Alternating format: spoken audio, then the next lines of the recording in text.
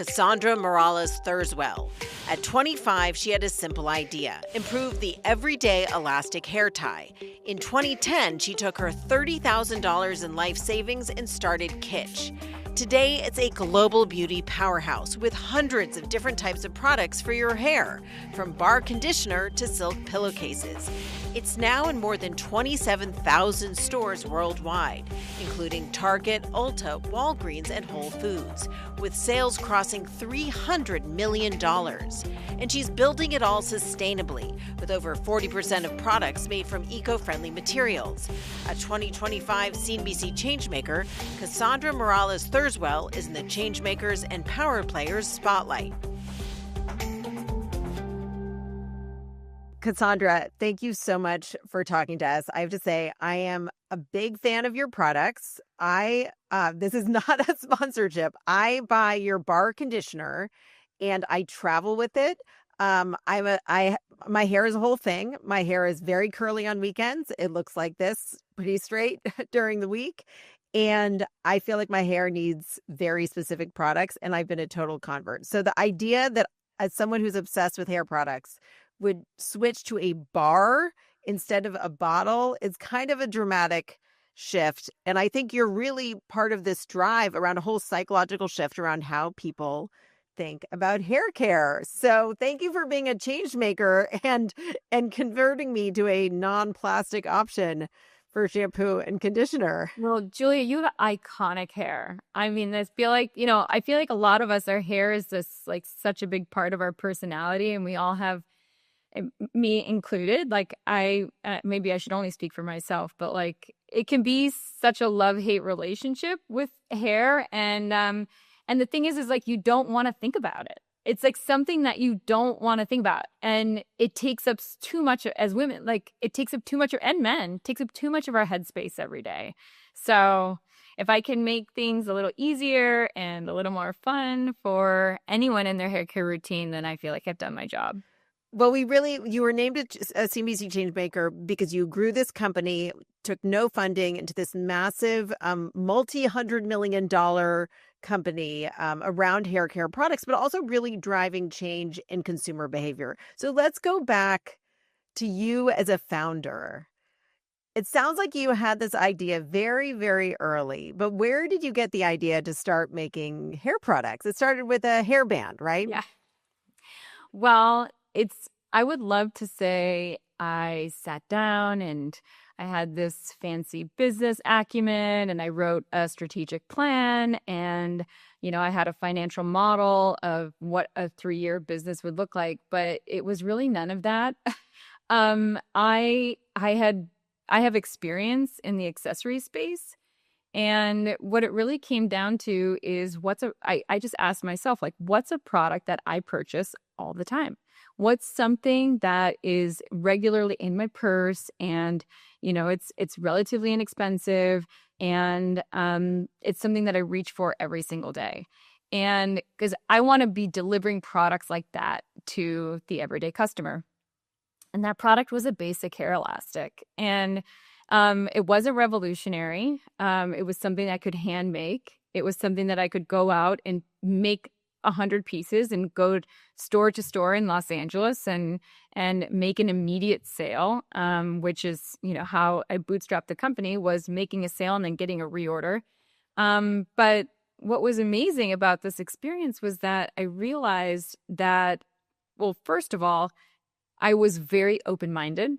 And I really listen to the customers. So just like you're telling me, like, I'm hearing you say, like, I have curly hair. I wear my hair straight during the week. I never thought I would use a bar, but then I used it. Like, that's all intel for me. So when I was out there making these hair elastics and going store to store and making sales, I would ask so many questions like, what's working? What's not working? How can I change it? And every single day I'd make all these refinements to that one specific product. And I'd go back to the store the next day with, their suggestions. And I can say 16 years later, not only was it the reorders that help us bootstrap to the scale that we are, but it's the feedback and being very customer centric.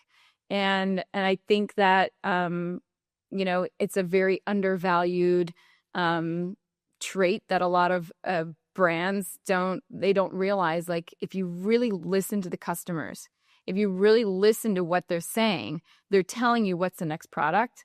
They're telling you what you need to change to make it easier for them. They're telling you what price it should be.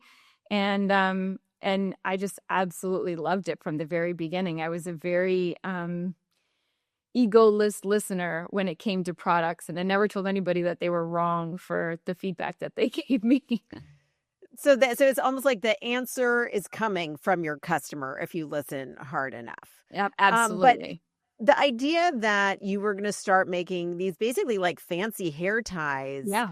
and that you believe that there was an alternative, or people would pay for an alternative to a cheap black hair elastic, is a kind of a bold bet. I mean, even though you didn't raise money, you still committed your time to this. Where did this entrepreneurial urge come from? And why did you decide that you wanted to place a bet on this simple, like a high-end version of a simple product? Mm. A couple things. The entrepreneurial spirit, I've had that since I was really young. I think I started my first business when I was 12. So What was that business? What was your 12-year-old business? Making retainers for my stepdad's orthodontic practice.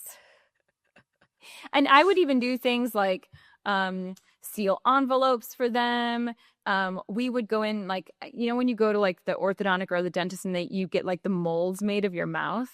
Well, once they're done being made, then they have to like be sanded down and like the bottom of it polished so that it could be like in a presentable mouth mold.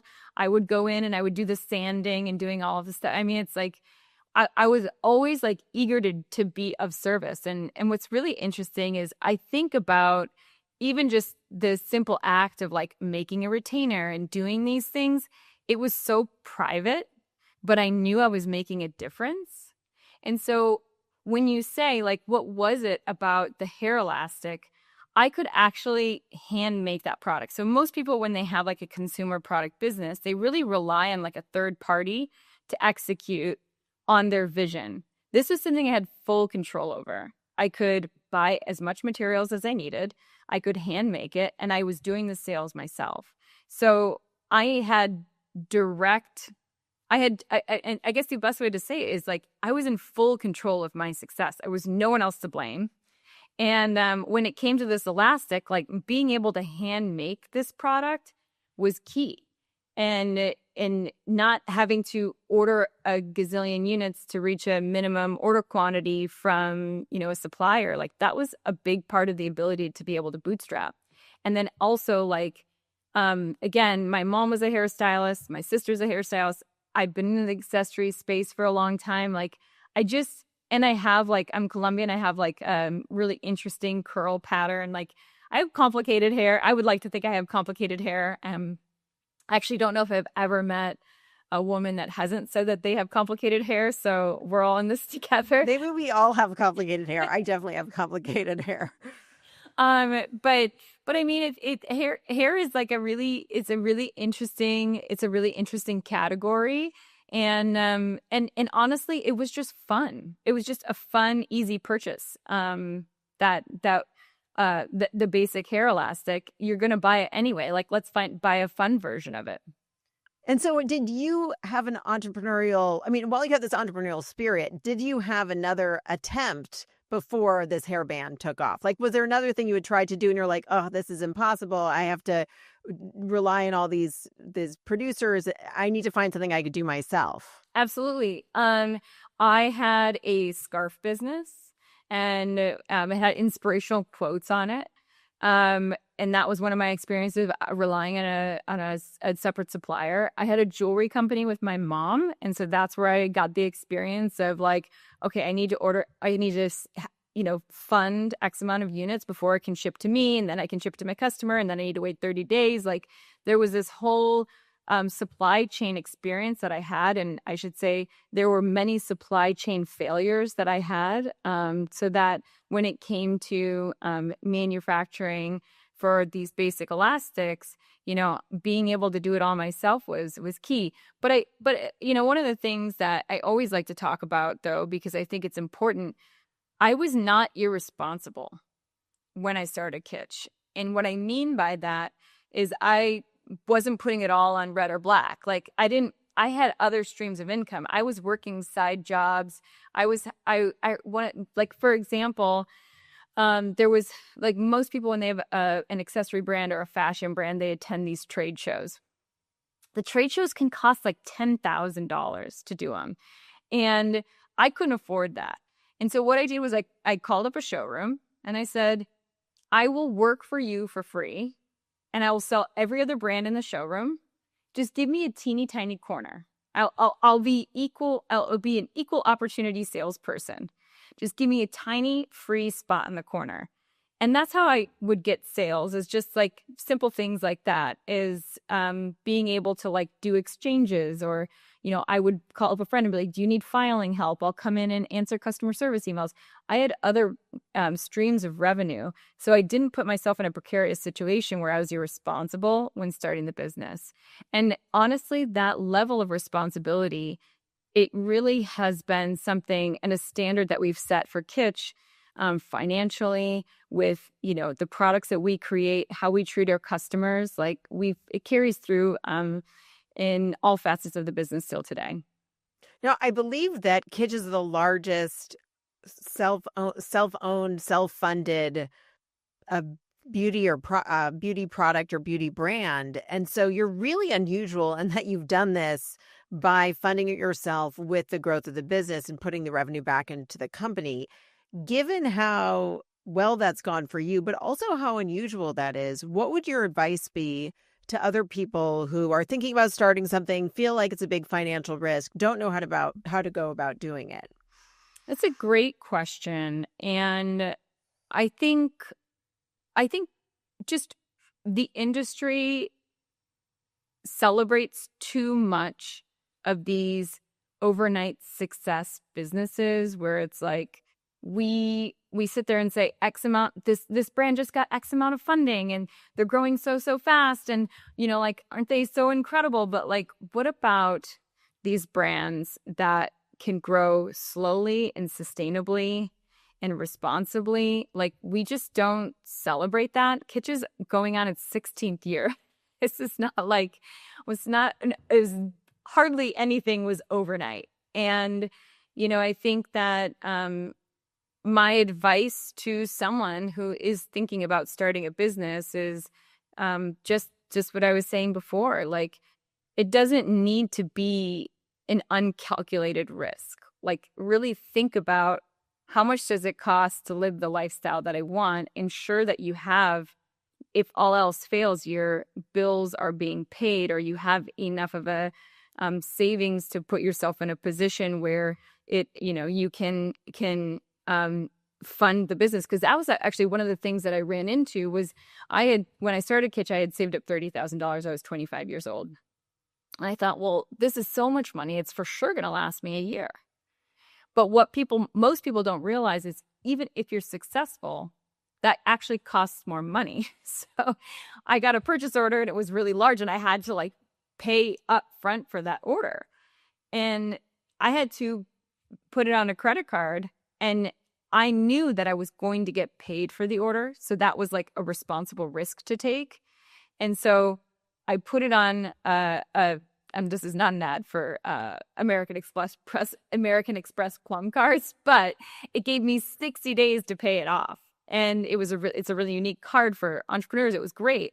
And so I got the 30 days from a retailer, the net 30 days from a retailer, and then I had time to pay off the order. So again, I think there is strategy that needs to be taken when you're thinking about starting a business. And I never think, if you have a family and you have kids and you have bills to pay, I don't think it's responsible to just, be like, I have a vision, I just need to do it. And I just, I'm just going to do it right now. I actually don't. I think that's really irresponsible. And I think that, there are ways to find adjacent revenue streams that are complementary to the business that you're running. So like, for example, if you have experience in digital marketing and you have a consumer brand, like, take a part-time job doing digital marketing work that might be in the beauty space, so that you can get, key learnings to help you then eventually grow your business. I don't know. That was just an example, but I think Yeah, no,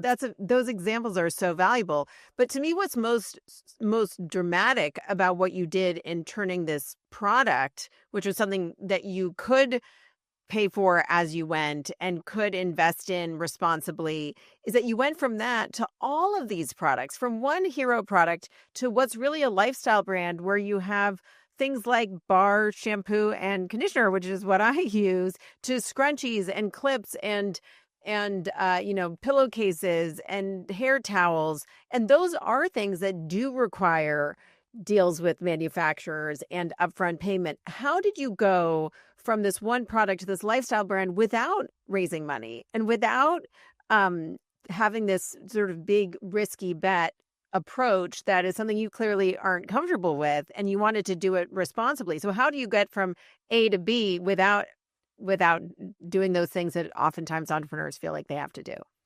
Well, that I love the clarifying questions, because first I want to say the hair elastics and the whole idea about it was kind of like a fun fashion item.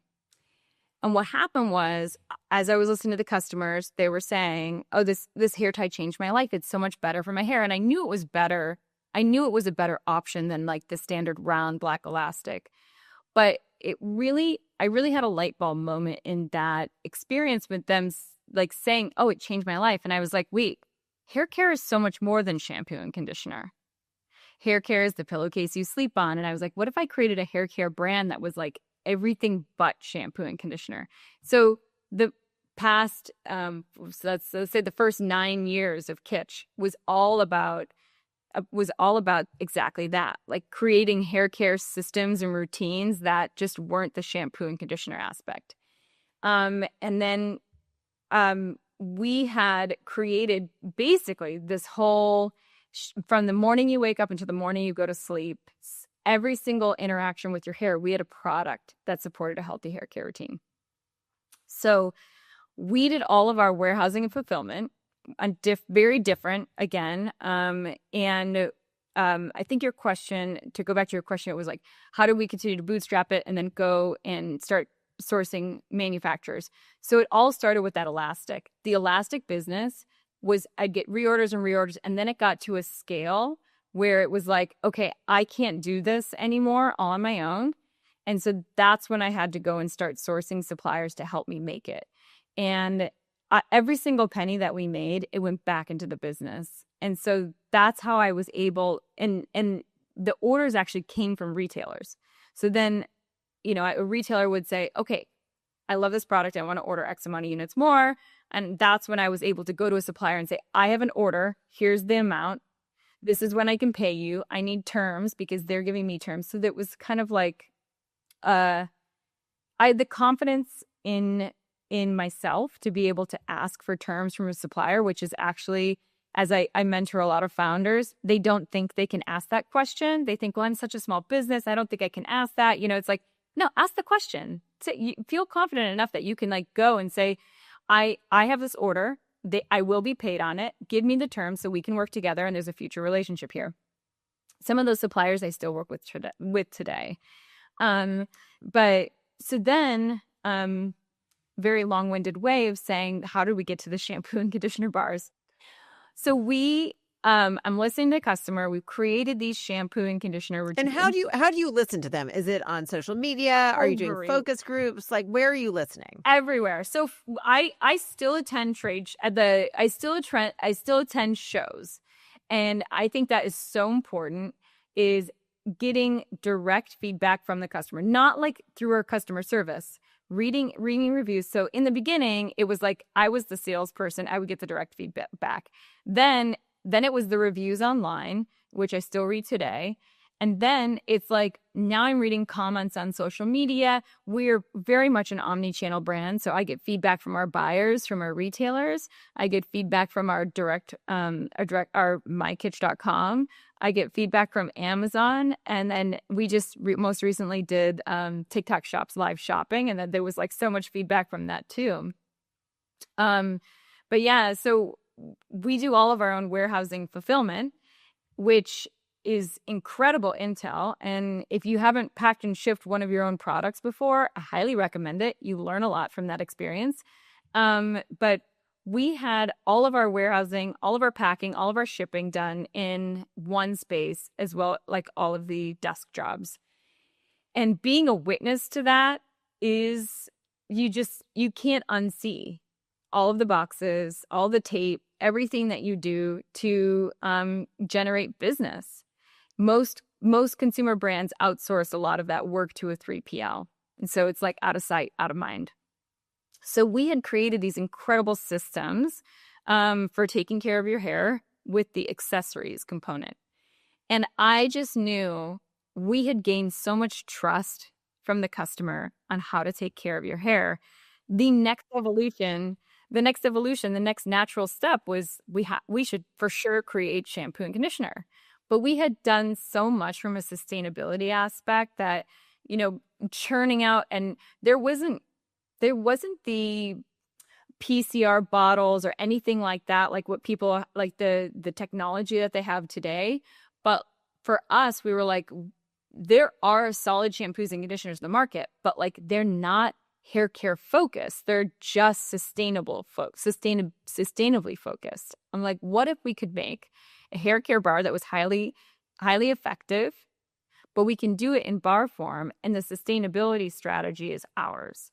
And this is when sustainability was like not like a pillar for major retailers or anybody else. It was definitely one of those, we were doing it because it was the right thing to do. And so when, the sustainability pillars were coming in from all of our major retailers, we're like, we're there. We've been doing this for years. And obviously there's a lot of key learnings that happen when you are striving to be a sustainable brand and finding different materials. And it's honestly it's an education that never ends, because there's always new strategies. But so do you think you were able to convert customers to try this new way of washing your hair with a bar because they already trusted your other products? Yeah, that was exactly it. We were already in the shower with them. They were using our shower cap. They were using our Kitsch products in the shower. And so it was just a natural next step for them to then reach for the shampoo and conditioner. And yeah, it definitely was. And it still is a challenge trying to convince a lot, even my mom. she's like, I just don't get the bar thing. And so, we are working on other strategies for those types of customers, because I'm so grateful to hear that you're a bar user. They're so effective that it's undeniable. Like this is such a great product, and you see how beautiful your hair looks after using it. It's just some people just can't get past the bar, which understandable. And so we got some stuff in the works. Yeah, well, I'm curious to hear what it is, but I want to shift gears and hear more about you as a leader and your strategy and your approach. I understand you do a lot of visualization. At what point did you imagine or did you visualize having the success that you have now? This is such a great question, because I really feel like I was successful day one. And what do you mean? What do you mean by that? You're going door to door. You're selling your hair ties that you're making. What is it? But what do you mean by that? Well, I feel so strongly, and this is where like visualization and mindset, I feel so strongly that most of what we're searching for in life is a feeling. And when we are sitting at our desk, longing for something, hoping for something, wishing for something, the truth is, whether it's freedom or success or, whatever the thing is that we're hoping for, when you think about it that way, it's like it really is just an emotion. And if it's just an emotion, you can close your eyes and you can visualize yourself in that experience, and it costs $0 in the snap of a finger. And so, I would sit there while I was making my hair elastics, and I would just put in headphones and I would just visualize all of the magic that was life, that the best life that I could possibly live. And so even though it was humiliating getting rejected for orders or getting terrible feedback and like those types of things and like making changes, like I was never down and out because I knew my secret trick of just closing my eyes and I was there already. And so because of that, since day one, of course I've had bad days, but my ability to pivot back to that mindset of like, you know what, that was just like a bad day. It's not like a bad life. There's always something to be grateful for. And honestly, I've lived in a third world country before, and I think that experience really puts perspective in, like what does it really mean to have like bad in your life? And so I just have a lot of gratitude. Even when I was floating that $13,000 to pay off my credit card, I just like the spirit of it all, like it just felt, I don't know how to say it. Like I'd like to say I have a lot of sensible optimism, you know? There's so much research about how women are more likely to practice gratitude, and also gratitude correlates with long-term decision making, and not going for the near-term win, but having the gratitude for where you are in the moment to know that you could plan and make maybe the harder decision for the long term. So it's so interesting to hear you talk about gratitude. But I'm curious to hear how you learned to visualize. And I don't know if you can walk us through it and sort of slow down and walk us through what it's like to visualize something, because it feels like it would be a very useful thing for our listeners to be able to do. What are you visualizing now? What when you go to those moments? So when I was in middle school, I heard my basketball coach say that professional basketball players will close their eyes and visualize themselves making free throws, and it increases their stats of how many free throws that they made. And I just thought that was so fascinating. And I'm like, how can I translate that into my own life? So I do a variety of visualization, micro manifestations. One of them is I have an alarm that goes off on my phone 3 times a day, and at 8 a.m., at noon, and at 9 p.m. And it reminds, and I just have 3 personal characteristics of who I would like to be and how I would like to show up in this world. And it just makes a noise, and it reminds me I want to be authentic, I want to radiate peace, and I want to have gratitude. And it just 3 times a day, because I really think that it's this private discipline that we have for ourselves and our mind that needs to happen in order to essentially live deliberately on an hour-to-hour, day-to-day basis. It's not like a retreat that you go on for 5 days and then you come back and get back into your regular work routine. So that's one thing that I do. Another thing I do is I do journal entries from the future. So I'll give you an example. Back in 2018, I wrote a journal entry, and it was like, we just got into Target. We're one of the fastest growing brands. And, we're like sales are through the roof, and, but we're able to maintain it. And I'm so proud of me and my team. And it's incredible because in 2024, we launched in Target, and it was almost verbatim the journal entry that I wrote in 2018. And that's what I mean by like, I had the feeling in 2018. Writing that journal entry emulated a feeling that I wanted to have in the future. And so when I finished that journal entry and I closed the book, it was as if it was done. I already accomplished it. And so then when it happened in 2024, I was like, yeah, I expected this to happen back in 2018. So future journal entries are highly effective. I've been doing this for years. And can I ask about the future journal entries? Do you think that they give you the confidence to do the things that it's going to take to get you from 2018 to 2024? Is it about giving yourself the confidence that you can get there? Is it about, what is it about? Or what does that enable you to do, putting yourself in that mindset of the future positive journal entry? You know what it is? I think I think it puts you in a mindset of being proactive for your life rather than reactive. And it's like not waiting for your life to happen and like sitting there wondering like what's like, I want to get into Target. Like that's saying I want to get into Target is just, that's a desire versus saying I am in Target. And not only am I in Target, but like I am a top performing brand there.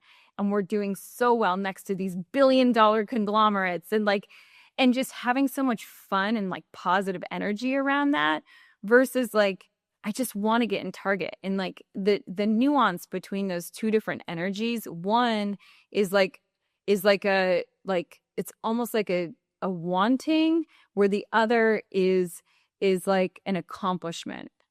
But if you put yourself in the mindset of the accomplishment, how do you create the roadmap for yourself to do the hard, ambitious things it's going to take to get from point A to point B? Okay, so two things. One, when I write the journal entry, I'm saying all of the different things that I want to be able to have said at whenever, years later or months later, or days later that it happens, you know? So we shipped on time. We did this, we did that. Like what does success actually look like if it were all to come true? Like I'll write that. Our shipping team is doing incredible. You know, like all of our SKUs have 4.5 stars. Like I'm writing all of these little details in there that support that. So when I close the book and then I move on to my, next moment of my day in 2018, I know what I need to do to get there. I know I need to have a strong shipping team. I know that my items need to have 4.5 stars. I know these things need to happen in order for me to get there. But at the same time, like I've released that. I've released it, and like I'm allowing like everything that's supposed to happen with that. There is a level of allowing that needs to happen. And sometimes it might just be, saying no to certain things, hiring, like if I put a lot of specifics in that, certain things will happen. And, without getting too woo-woo, certain things will happen where it'll be like an incredible warehouse manager will come across my plate. Oh, I have experience in Target. Oh, interesting. I know that I'm going to be getting into Target one of these days. It's going to happen. Perfect. You're the perfect person for this job. So I don't know. It just kind of unfolds naturally.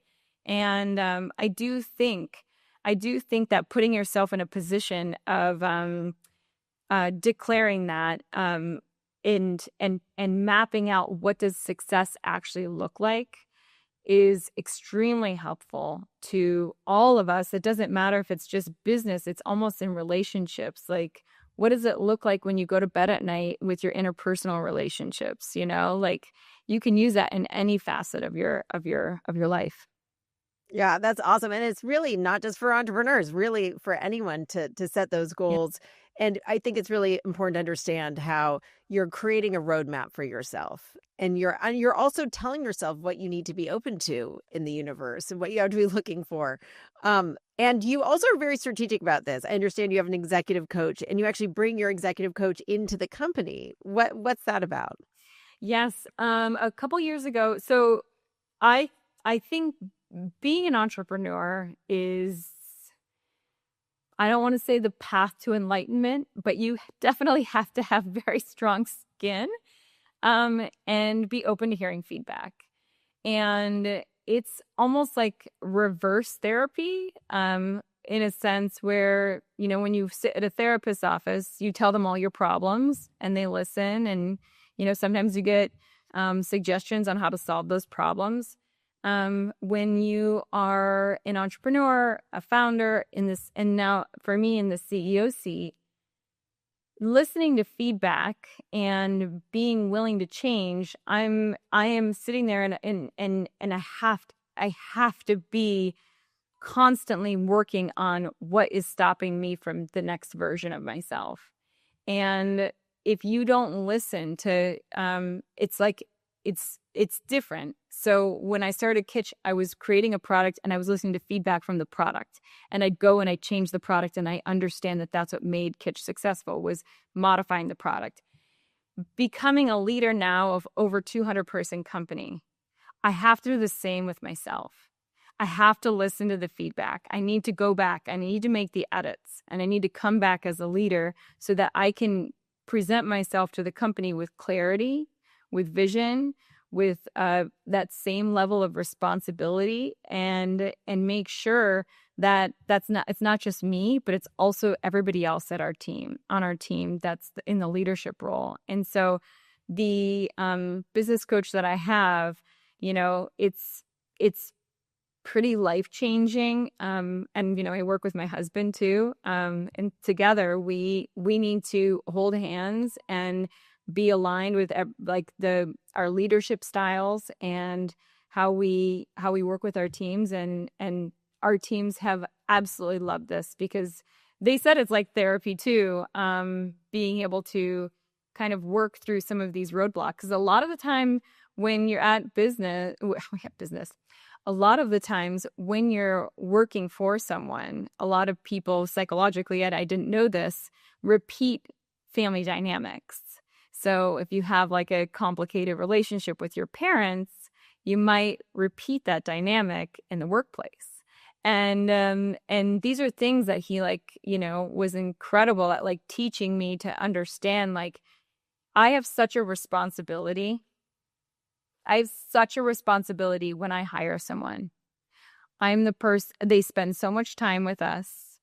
I need to make sure that I'm being responsible in every business decision that I make, because if I don't constantly think about the well-being of the company, I could potentially, I'm just going to use this as an example, but if we aren't responsible with our finances, what if they can't pay their bills on time? And my husband and I, we take that all very seriously, which is, one of the best things about owning a business is all the employees. But, we want to make sure that we are being very responsible as leaders and instilling that with all of our leadership team to think about it that way as well.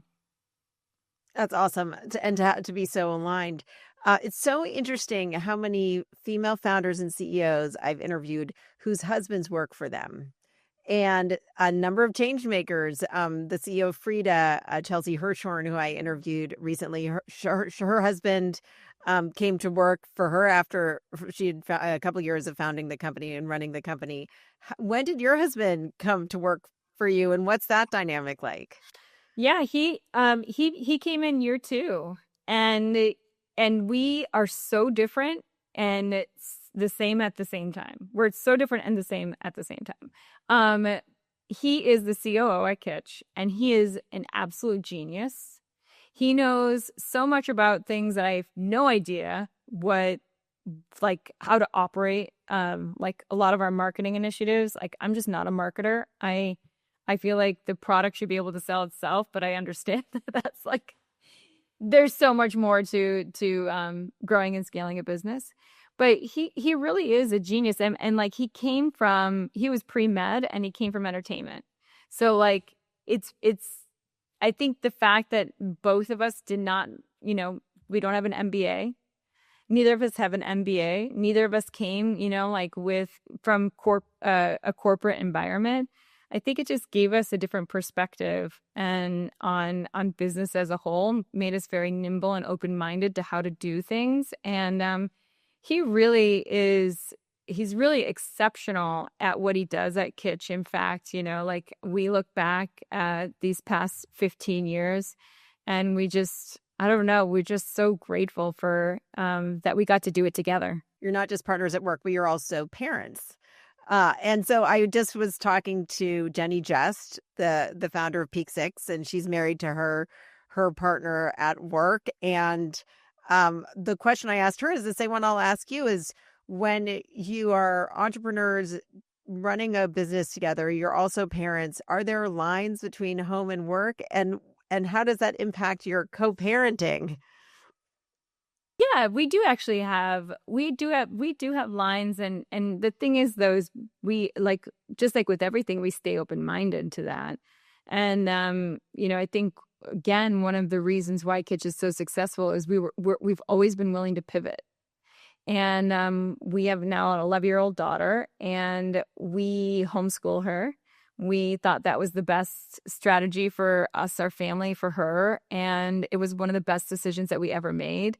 And when we are both completely aligned in something and we move forward with that confidence, we really are unstoppable. And I feel like when it comes to what's his role and my role, we both have roles, but we always ask for feedback from each other. So again, it's like when you're siloing too much, that's, I think, where the expansive hard work gets stifled. And so asking for feedback, being open to feedback, being open to change, like this is a daily challenge that we both show up to every day. Yeah, that's awesome. You did this TikTok live recently, and on social media afterwards, you talked about being an introvert. And you would never guess it seeing you on stage. I interviewed you on stage at a Hello Sunshine event. We're watching you in this TikTok live. Are you an introvert? What does that Oh my mean to God. you? I'm 100% an introvert. If nobody invited me out of my house, I would never leave, ever. I love being alone. I love being alone with my thoughts. I love just like, I don't know what it is. Like, I love being with my family. I could just go for quiet walks every day and sit behind my computer and work. I think, one of the pressures that I think a lot of specifically female entrepreneurs face when they start a business is constantly going out there, doing podcasts, doing panels. That was one of the first panels that I ever done was with you. And, I hadn't really done that until about 1.5 years ago. And I think mostly because Kitsch has never been really about me. It's been about the customer. And I think I realize when I'm talking about the customer, I'm really comfortable and excited about that because, I get to shine a light on that and celebrate that. And for me, I guess I was always like, it was never really fulfilling to me in compared to the expansiveness that I felt when I got to talk about product or the customer. So you had to push yourself outside your comfort zone. Yes. Do you Very feel like much so. do you feel like it's gotten easier? And do you think that you have certain advantages as an introvert in navigating this world where there is so much pressure on female founders to be the face of their company in a way I really don't think there is on male founders? It's really strange because I think women face that likability trap. And I personally don't feel the desire to have to defend who I am or like preach about who I am and my beliefs. And, I do love talking about mindset and manifestation, but, I guess the internal dialogue is always like, I just never want someone to feel like less than, or I don't want them to feel guilt or shame because of doing things differently. And just because I did it this way actually doesn't mean it's the right way. And so I've always been very careful about sharing my story because I never want people to compare. And I guess that was a big part of my own insecurity because I always compared and, whether or not I was open about it. And what I've realized to answer your question is, yes, I'm a lot more comfortable doing it because I've found the way to be able to express that and saying like, I'm not saying this is the strategy for everyone, but this is just what worked for me. And I think putting it that way made it a lot more comfortable for me to express that. But yes, the TikTok live was like a whole new level of social that was, new to me. But I know that you are always out there, and I think one of the things that I just realized that it's just something that I haven't practiced. It's like cooking. It's like anything in life. Like the more you do it, the more comfortable you get, and it just wasn't something that I was chasing for the past. Yeah, it's interesting. But you said there was an insecurity that you got over. What would your advice be to people, whether they're entrepreneurs or not, who have insecurity about how to navigate this world? Well, I guess one of the biggest lessons that I learned was it really isn't about me. Like, even though I thought that like being on a panel and doing all this stuff and, like it was about me.